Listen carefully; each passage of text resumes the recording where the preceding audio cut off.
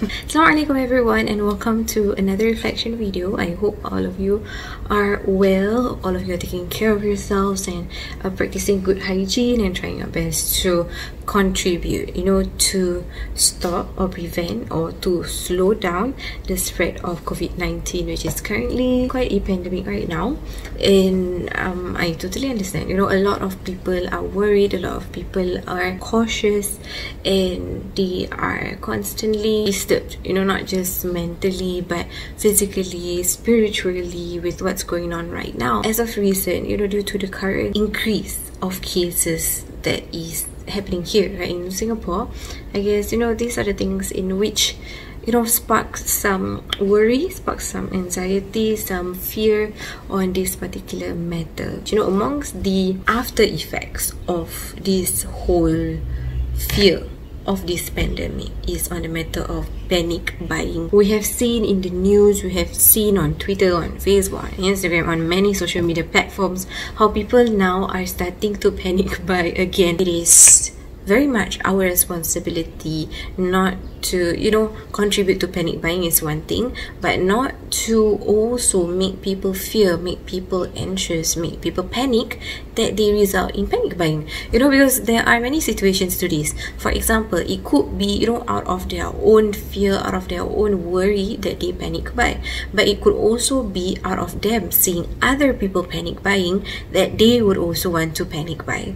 And, another angle that we can look to this is the messages, the audio messages that has been circulated and sent to our families, to our loved ones, and even to us. When we hear those things, when you read those things actually, spark that intention of wanting to panic buy. Sometimes when we overthink too much, or when we overthink of ourselves too much, that we forget to think about people, right? As much as you and I are going through this pandemic of COVID-19, everyone else in Singapore, and in fact everyone else in the world, is facing this COVID-19.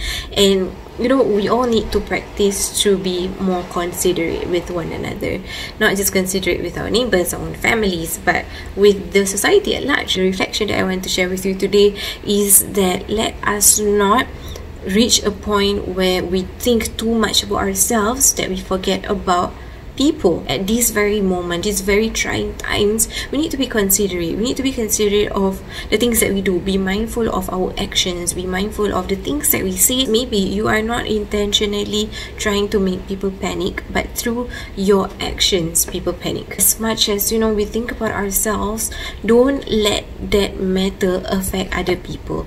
Don't let that matter affect the lives of other people. Perhaps we have the means right now. We have the money. We have the capacity to buy all those things right now with the mindset that, hey, I want to prepare myself if something bad happens. But we need to be mindful. There are some people who do not have the capacity, do not have the money to actually buy, or even not money, maybe they don't even have time.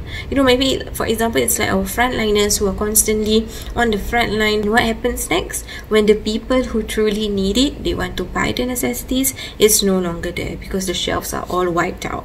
So we really want to prevent these things to happen. Take only what you need. Buy only what you need. Alright? Let's not hoard things. Let's not, buy things more than we need. But if you, who is watching this video right now, you find that you have accidentally, attempted the panic buying, you have accidentally wiped up or bought a bunch of things more than you need, then not to worry, don't stress yourself, don't punish yourself in any way, but try to be mindful. Try to look out for your neighbors, look out for the nearest places who might need the things that you have overbought, right? You might want to share whatever that you have bought with them. And why am I actually sharing or reflecting about panic buying? Is because panic is something that is very contagious, and it can create this chain effect. We really need to be mindful on this particular thing. And as much as we want to help others to keep calm, we ourselves first need to keep calm.